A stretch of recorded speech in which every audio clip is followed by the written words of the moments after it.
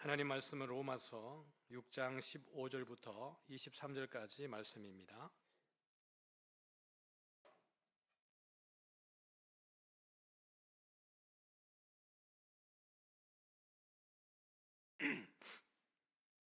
네, 같이 읽겠습니다. 그런즉 어찌하리요? 우리가 법 아래에 있지 아니하고 은혜 아래에 있으니 죄를 지으리요? 그럴 수 없느니라. 너희 자신을 종으로 내주어 누구에게 순종하든지 그 순종함을 받는 자의 종이 되는 줄을 너희가 알지 못하느냐? 혹은 죄의 종으로 사망에 이르고 혹은 순종의 종으로 의에 이르느니라. 하나님께 감사하리로다. 너희가 본래 죄의 종이더니 너희에게 전하여 준 바 교훈의 본을 마음으로 순종하여 죄로부터 해방되어 의에게 종이 되었느니라. 너희 육신이 연약함으로 내가 사람의 예대로 말하노니 전에 너희가 너희 지체를 부정과 불법에 내주어 불법에 이른 것 같이 이제는 너희 지체를 의에게 종으로 내주어 거룩함에 이르라. 너희가 죄의 종이 되었을 때에는 의에 대하여 자유로웠느니라. 너희가 그때에 무슨 열매를 얻었느냐? 이제는 너희가 그 일을 부끄러워하나니 이는 그 마지막이 사망임이라. 그러나 이제는 너희가 죄로부터 해방되고 하나님께 종이 되어 거룩함에 이르는 열매를 맺었으니 그 마지막은 영생이라. 죄의 삭은 사망이요 하나님의 은사는 그리스도 예수 우리 주 안에 있는 영생이니라. 아멘. 네, 의의 무기로 하나님께 드리라는 제목으로 말씀을 함께 나누겠습니다. 오늘 12절부터 한번 이렇게 시작을 했으면 좋겠는데요. 12절과 13절을 같이 한번 읽어볼까요? 그러므로 너희는 죄가 너희 죽을 몸을 지배하지 못하게 하여 몸의 사욕에 순종하지 말고 또한 너희 지체를 불의의 무기로 죄에게 내주지 말고 오직 너희 자신을 죽은 자 가운데에서 다시 살아난 자와 같이 하나님께 드리며 너희의 지체를 의의 무기로 하나님께 드리라. 네, 그러므로 너희는 죄가 너희 몸을 지배하지 못하게 하라고 12절에 시작을 합니다. 왜냐하면 죄가 우리 몸을 지배하지 못하는 이유는 그리스도께서 죄에 대해서 단번에 죽으시고 우리를 하나님 안에서 새 생명 주시고 살려주셨기 때문에 그렇습니다. 그리스도가 죄에 대해서 단번에 죽으셔서 우리를 구원하셨기 때문에 우리가 죄 가운데에 지배를 당하지 않는 것, 그것을 바울이 우리에게 명령을 하고 있어요. 12절과 13절에는 바울이 네 가지의 명령을 하고 있습니다. 12절에 보시는 것과 같이 너희는 죄가 너희 죽을 몸을 지배하지 못하게 하라. 이것이 첫 번째 바울이 말하는 명령이고요. 두 번째는 13절입니다. 또한 너희 지체를 불의의 무기로 죄에게 내주지 말라. 이 두 번째 명령입니다. 세 번째 명령은 오직 너희 자신을 죽은 자 가운데에서 다시 살아난 자 같이 하나님께 드리라. 이것이 세 번째고요. 네 번째는 무엇일까요? 네, 너희 지체를 의의 무기로 하나님께 드리라. 이게 네 번째 명령입니다. 네 가지 명령 가운데 바울이 독특하게 두 가지를 나누었어요. 두 가지는 무엇이냐 그러면 죄와 관련된 것이죠. 죄가 너희 몸을 지배하지 못하게 하라라는 것과 불의의 무기로 죄에게 너희를 내어주지 말라. 이것이 두 가지가 나누어져 있고 또 두 가지 중에 한 가지는 무엇이냐 그러면 너희 자신을 하나님께 드리라는 것과 의의 무기로 하나님께 드리라. 이 두 가지를 나누어 놨습니다. 두 가지를 나누면서 명령하는 형태를 다르게 했어요. 헬라어에는 명령문을 쓸 때에 현재 명령과 그 다음에 부정과거 명령으로 나누어서 이 문법을 쓰게 됩니다. 그렇게 되면은 이 의미가 좀 달라지고 정황이 조금 달라져요. 현재 명령은 말 그대로 현재 일어나고 있는 일들에 대한 상황에 대한 명령입니다. 죄가 너희 몸을 지배하지 못하게 하라라고 이야기하는 것을 현재 명령으로 쓰는 이유는 죄가 여전히 우리의 삶 가운데에 영향을 미치고 우리가 낙심하고 실족하고 비판하고 판단하고 그렇게 해서 어떻게 하든지 간에 죄의 영향력 아래 있게 하기 위해서 죄는 쉴 새 없이 현재 진행형으로 우리 가운데에 영향을 미치고 있다라는 뜻입니다. 그러니까 죄가 너희 몸을 주관하지 못하게 하고, 또 우리가 자칫 잘못하여서 죄가 쓰고 싶은 대로 쓰임받는 불의의 무기로서 죄에게 너희 자신을 내어주지 말라라고 하는 것도 현재 명령인 이유는, 우리가 자칫 잘못하면 하나님의 도구가 아니라 죄의 도구로, 죄의 무기로 쓰여질 수 있다라는 그 긴박성을 우리에게 이야기하고 있는 것입니다. 그런가 하면은 뒤에 두 개 나오게 되는 너희 자신을 하나님께 드리라라는 것과 의의 무기로 하나님께 드리라라고 하는 것은 부정과거 명령으로 바울이 기록을 했어요. 부정과거 명령은 한 세 가지 정도로 이 명령의 형식 가운데 의미가 드러날 수 있습니다. 어떤 때에 이런 형태로 명령을 하는가 하면은 긴박할 때, 어떤 상황이 아주 긴박해서 지금 즉시로 그 일들을 해내야 될 때 부정과거 명령을 씁니다. 또는 단회적인 일에 대한 명령을 할 때, 어떤 일을 한번 해야 되는 그런 일들을 명령할 때에도 부정과거 명령을 씁니다. 또 한 가지의 경우는 지금은 아니지만 장차 나중에 어떤 미래적 상황 가운데에 어떤 상황이 발생하게 되어졌을 때, 이런 일들이 일어나게 되면 너희가 이렇게 해야 된다라고 할 때에도 부정과거 명령을 쓰는 거예요. 조금 어렵죠? 그러나 이것은 확실하게 의미가 다르고 그 말하는 메시지의 강조점이 달라요. 바울이 말할 때 너희 자신을 하나님께 드리라라고 하는 것과 의의 무기로 하나님께 드리라고 하는 것을 부정과거 명령으로 쓰는 이유는, 죄가 우리를 지배하는 것과 우리가 불의의 무기로 내어주지 않기 위한 가장 바람직하고 가장 시급한 방식이 무엇이겠어요? 우리 자신을 누구에게 드리는 것이겠습니까? 하나님에게 드리는 겁니다. 우리 자신을 의의 무기로 하나님의 손에 맡겨드린 바 될 때에 죄가 우리를 넘보지 못하고 죄의 영향력이 우리에게 미치지 않는 것이에요. 그러니 하나님께 드리라는 것과 의의 무기로 너희 자신을 드리라고 하는 것이 부정과거 명령인 것은 시급함과 긴박성입니다. 지금 즉시로 우리가 내 자신을 하나님께 드려야 되는 것을 이야기하는 것이에요. 왜냐하면 죄는 지속적으로 우리에게 영향을 미치기를 원하기 때문에 그렇습니다. 어떻게 하든지 우리를 하나님의 사랑에서 끊어버리기 위해서 할 수 있는 모든 방식으로 우리에게 다가올 것이기 때문에 그래요. 그래서 바울은 우리 가운데 여기에서는 너희라고 하는 단어와 지체라고 하는 단어와 무기라고 하는 이 단어들을 전부 다 복수형으로 쓰고 있습니다. 여러분, 우리가 우리 자신을 의의 무기로 하나님께 드리라라고 할 때, 드린 바 되어져라라고 이야기할 때 수동태가 되겠죠. 그러면 이걸 조금 더 쉽게 생각할 때 어떻게 하는 것이 하나님에게 우리를 드리는 것이 되는 걸까? 어떻게 하는 것이 하나님 앞에 의의 무기로 드리는 것일까라고 이야기할 때, 오늘 여기 있는 이 강대상에 있는 이 마이크와 또 스탠드가 이렇게 있습니다. 이 강대상이 바뀌어졌잖아요, 그죠? 왜 바뀌었는지 궁금하시죠? 멀쩡한 강대상을 왜 바꿔가지고 이렇게 해놨을까? 멀쩡하지 않아서 바꿨습니다.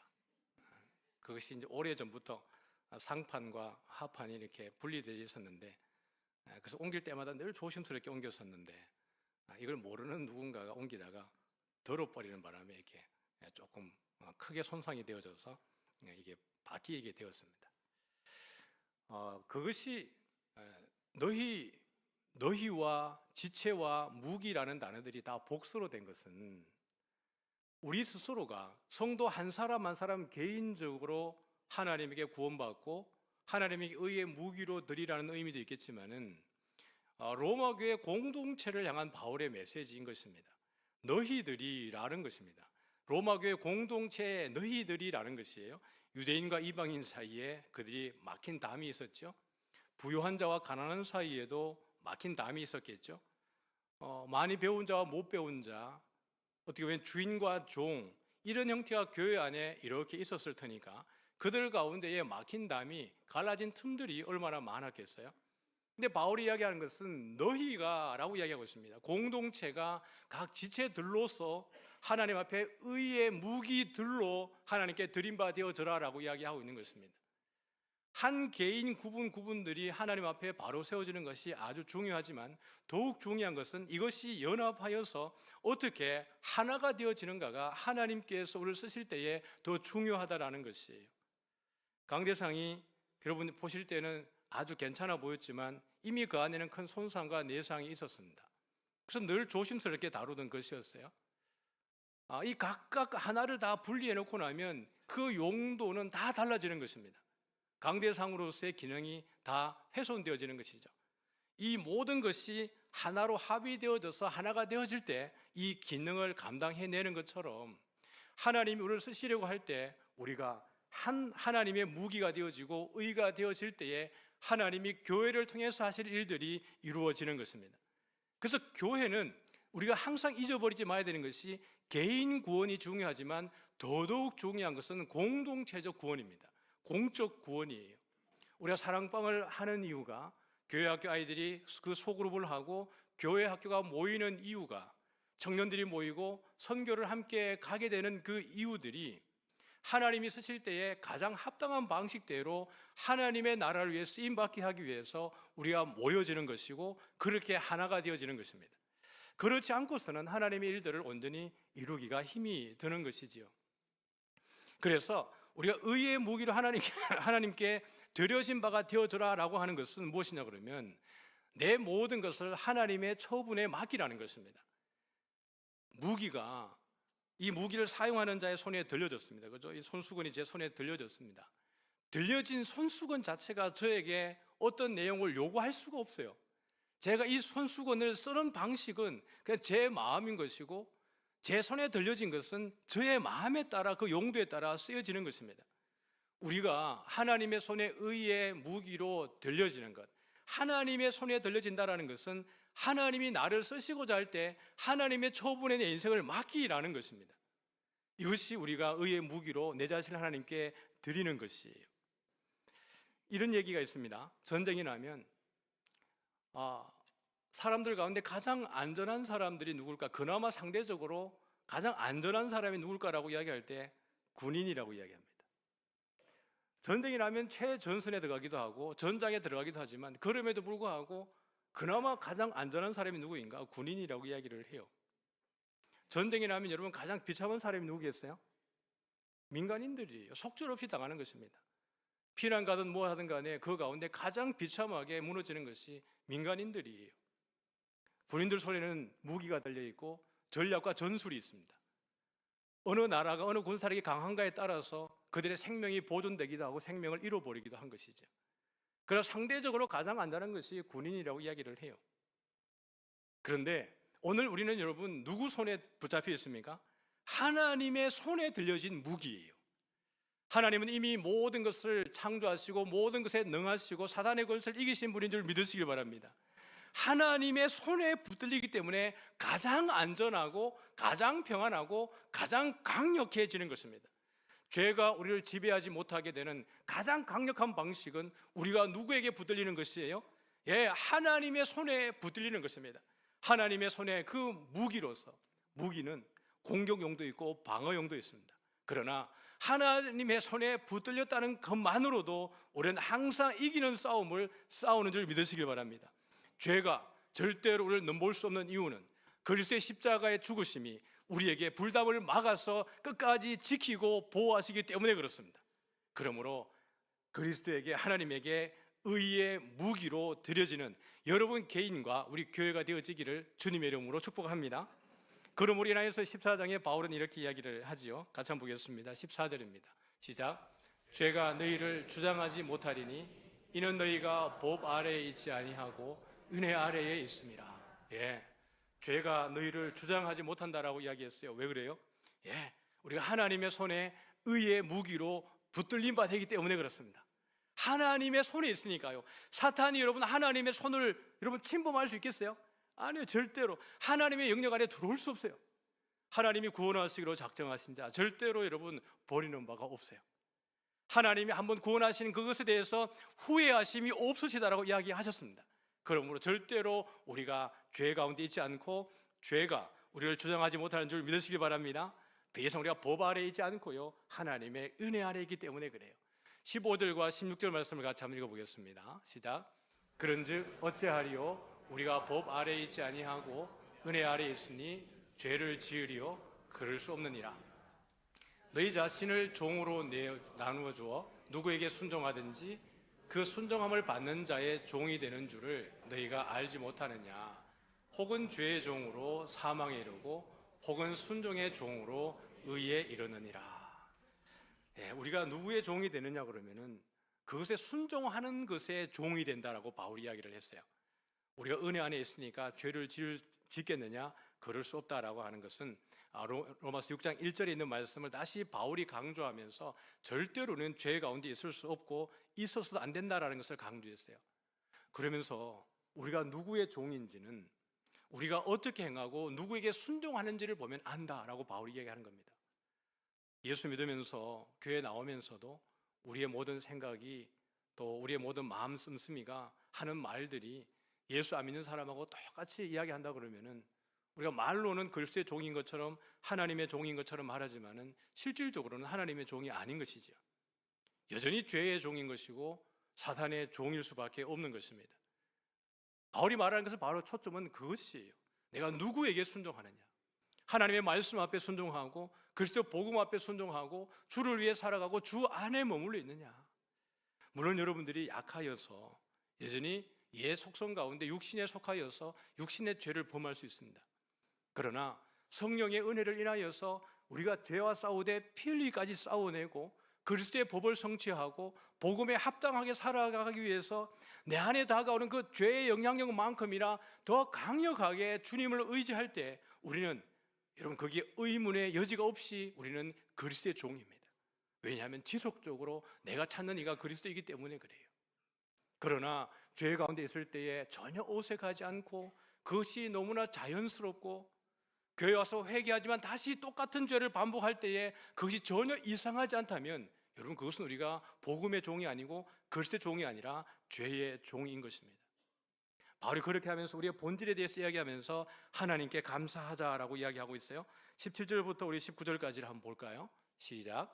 하나님께 감사하리로다. 너희가 본래 죄의 종이더니 너희에게 전하여 준 바 교훈의 본을 마음으로 순종하여 죄로부터 해방되어 의에게 종이 되었느니라. 너희 육신이 연약함으로 내가 사람의 예대로 말하노니 전에 너희가 너희 지체를 부정과 불법에 내주어 불법에 이른 것 같이 이제는 너희 지체를 의에게 종으로 내주어 거룩함에 이르라.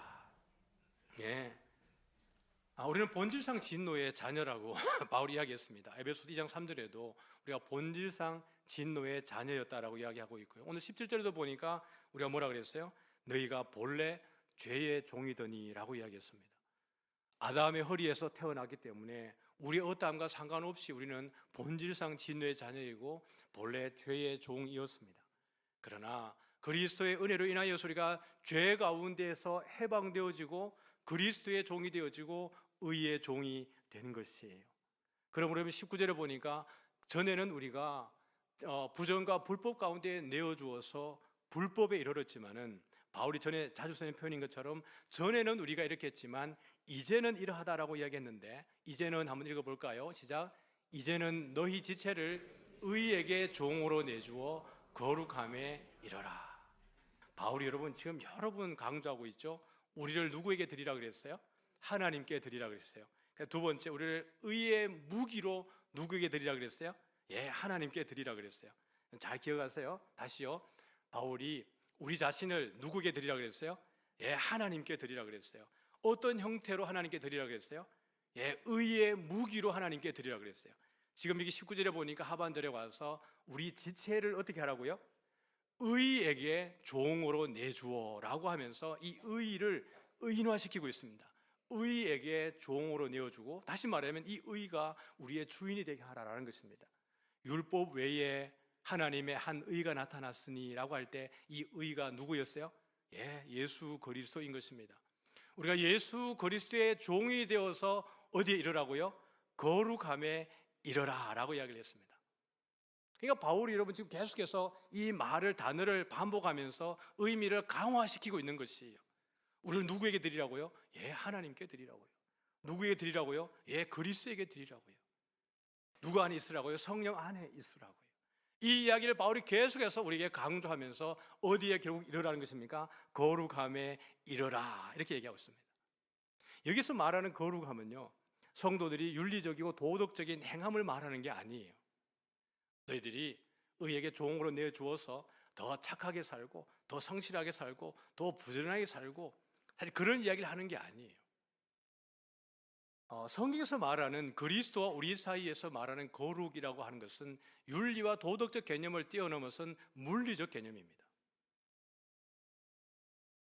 바울이 골로새서 말할 때에 우리를 흑암의 권세에서 건져내어서, 어디에서요?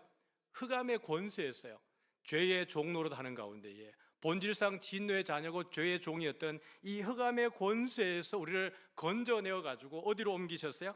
하나님의 사랑의 아들의 나라로 옮기셨다라고 이야기를 했어요. 건져내어서 어떻게 하셨다고요? 옮기셨어요. 어디였어요? 흑암의 권세에서 하나님의 사랑의 아들의 나라로요. 그래서 여러분, 거룩이라고 하는 단어의 의미가 무엇이에요? 구별하다, 그 다음에 뭐합니까? 예, 분리하다라는 뜻이에요. 그렇죠? 그래서 여기 거룩이라고 하는 것은 물리적 개념이라고 말씀드리는 것이 바로 그것입니다. 우리가 지금 이 땅에 흑암의 권세 가운데에서 이 땅에다가 발을 딛고 살아가는 것이지만 우리의 마지막 종말론적인 우리의 생명은 언제 확정적으로 드러나는 것이에요? 지난주 우리가 말씀을 나눈 것처럼 그리스도가 나타나실 때에, 지금은 우리의 생명이 하나님 안에 감추어져 있었는데 그리스도가 다시 오셔서 나타나시는 그날에 우리의 생명이 완전하게 드러날 것이라고 이야기를 했습니다. 기억나시지요? 예, 그것입니다. 지금 우리가 이 땅에 발을 딛고 살아가지만 우리의 마지막 종말론적인 부활의 때가 되면, 그리스도의 재림의 때가 되면, 지금 우리 이 모든 고난과 수고가 끝이 나고 하나님의 나라에서 영원히 천국 성도를 살아간다라는 것입니다. 이 개념이 거룩이에요. 그러면 우리가 의에게 종으로 내어주어서 거룩함에 이르라라고 이야기할 때는 두 가지 개념이 함께 있는 것입니다. 이 거룩함을 누리라는 것이에요. 거룩함을 어떻게 하라고요? 누리라고요. 우리가 여러분 고단한 일상을 살아가는 가운데에도, 내가 피곤한 가운데에도 여러 가지 시험과 환난 가운데 지금 있지만, 때로는 내가 낙심하여서 시험에 들기도 하지만, 그럼에도 불구하고 하나님이 나를 버리지 않으신다면, 나를 후회하지 않으시는 것에 대해서 믿음이 있다면, 마지막 날에는 하나님이 나를 천국으로 인도하시고 주와 함께 왕노릇 하는구나. 그래서 여러분, 성도됨을 누릴 수 있기를 축복합니다. 죄책감에 눌리지 마시고 진리가 너희를 자유하게 하려 하였으니 여러분, 진리를 누릴 수 있기를 축복합니다. 그럼 여러분, 이 거룩함을 입은 성도들이 마땅히 살아가는 삶의 방식이 무엇이겠어요? 따라해 보겠습니다. 성화. 뭐라고요? 성화. 거룩과 성화는 같은 개념인 것 같지만 달라요. 근본인 원인과 이유가 되는 것입니다. 왜 더 거룩하게 일상의 삶을 살아가야 되는가라고 이야기할 때, 거룩하기 위해서 하는 게 아니고요, 이미 우리는 거룩하여진 자이기 때문에 우리가 살아가는 방식이 성화인 줄 믿으시길 바랍니다. 더 거룩해지고 그리스도를 닮아지고 죄 가운데서 멀어지는 것이며 그리스도에게 몰입하고 그리스도에게 집중하게 되는 삶의 방식이 무엇이라고요? 성화인 것입니다. 그것에는 여러분, 열매가 맺혀지겠죠? 예? 열매가 맺혀지는 것입니다. 우리가 살아가는 모든 삶의 형태 가운데는 여러분, 열매가 드러나시게 되어져 있어요. 바울이 곧바로 뭐라 그랬습니까? 너희가 순종하는 그것이 너희의 주인이 되는 것이고 순종하는 것에 너희가 종이 되는 것이 아니냐라고 이야기했어요. 그러면 그런 형태가 우리의 삶의 현장에서 드러나게 되겠죠. 무엇으로 드러날까요? 예, 그것이 열매인 것입니다. 바울이 20절과 21절에 이렇게 이야기를 했거든요. 같이 한번 볼까요? 시작. 너희가 죄의 종이 되었을 때에는 의에 대하여 자유로웠느니라. 너희가 그때에 무슨 열매를 얻었느냐? 이제는 너희가 그 일을 부끄러워하나니 이는 그 마지막이 사망임이라. 여러분, 20절에 바울이 이야기할 때 너희가 죄의 종이 되었을 때에, 우리가 전에 죄의 종이 되었을 때에 대한 이야기를 바울이 이야기하고 있어요. 우리가 여러분, 예수 안 믿는 사람들도 우리가 내일 당장 출근을 하셔가지고 또 여러분이 가는 곳에 만나보면은 여러분과 대면하는 그 사람이 교회 다니지 않는다 할 때에 어떤 방식으로 사는지 여러분이 알아요, 몰라요? 다 알아요. 평소에 하는 이야기들을 통해서도 알 수 있고요, 일과를 마치고 그때 하는 일들을 보면서도 알 수 있고요, 그들이 쉬고 난 휴일을 지내고 나서 그 다음 월요일날 만나서 하는 그 이야기들을 들어보면은 이 사람이 어떤 삶을 살고 있고 이 사람의 열매가 무엇인지를 우리는 봐요. 모든 사람들은 삶의 열매를 맺게 되어져 있습니다. 그럼 우리들도 또한 그들 가운데 여러분 열매가 있는 것이겠죠. 내 주변의 사람들은 나에게서 어떤 열매를 보는 걸까? 바울이 얘기할 때 너희가 죄의 종이었을 때는 그 의에 대해서 자유로웠는데 21절에 보니까 너희가 그때에 무슨 열매를 얻었느냐? 이제는 너희가 그 일을 부끄러워한다 그랬어요. 여러분, 예수님 믿기 전에 또는 여러분들이 교회 다니면서도 말입니다, 믿음이 지금 막 이렇게 성장하기 전에 말이죠, 그리스도를 우리의 구주로 완전히 만나기 전에 우리의 삶을 살아가던 방식, 태도를 보면 어쩌면 지금 와서 이야기할 때, 여러분 간증할 때 또는 사랑방 나눔할 때 과거의 우리 이야기들을 막 이야기하지 않습니까? 그때 죄 지었던 것, 부끄러웠던 것, 창피했던 것 막 이야기하지 않습니까? 근데 그렇게 이야기할 수 있는 이유는 지금 우리 현재가 그리스도를 만나고 복음 가운데 내 삶이 완전히 달라졌기 때문에 그렇습니다. 예수님 만나고 나서 내 삶이 완전히 달라졌기 때문에 이제는 그것과 거리가 멀어졌고 그 일들 나와 상관이 없는 일들이 되었고 오히려 그 일들이 하나님의 살아계심과 복음의 능력과 그리스도의 주 되심에 대해서 증거하는 증거물들이기 때문에 우리가 이것을 사랑방 가운데에서도 간증할 때에도 우리가 자연스럽게 이야기할 수 있는 것입니다. 그런데 만약에 말입니다, 여전히 내가 죄 가운데 있고 구원의 확신 가운데 없으면서 동일한 일들을 함께 죄를 짓고 있는 연장선상에 있다고 하면 생각을 해보시죠. 그것을 우리가 여러분 이야기할 수 있겠어요? 아니요. 지금도 그 일을 하고 있다고 말하는 것은 부끄러운 일입니다. 아주 수치스러운 일이고 창피스러운 일들이에요. 바울이 이야기할 때 너희가 죄의 종으로 있을 때에 의에 대해서는 자유로웠는데 그때 맺은 열매가 무엇이었느냐라는 거예요. 그것은 부끄러운 것이 아니었느냐, 그것의 마지막은 사망이었다라고 이야기하고 있습니다. 그러면서요 22절에는 이렇게 이야기했어요. 같이 한번 보겠습니다. 시작. 그러나 이제는 너희가 죄로부터 해방되고 하나님께 종이 되어 거룩함에 이르는 열매를 맺었으니 그 마지막은 영생이라. 이제는 아니라는 거예요. 바울이 말할 때 전에는 너희가 죄의 종이었잖니, 근데 지금은 우리가 죄의 종이 아니고 죄에서 해방되어서 누구의 종이 되었습니까? 하나님의 종이 되어서 거룩함에 이르는 열매를 맺게 되었다. 그 마지막은 영생이다라고 이야기를 하고 있습니다. 사랑하는 성도 여러분, 나는 무슨 열매를 맺고 있는지를 돌아보았으면 좋겠어요. 우리에게도 열매가 있다고요. 내 가족은 나에게서 어떤 열매를 보고 있는 걸까? 그 열매를 본다는 것은 내가 어떤 나무인가를 본다는 이야기예요. 내가 직장에 갔을 때 누군가를 만났을 때 그들은 나에게서 뭘 보는 걸까?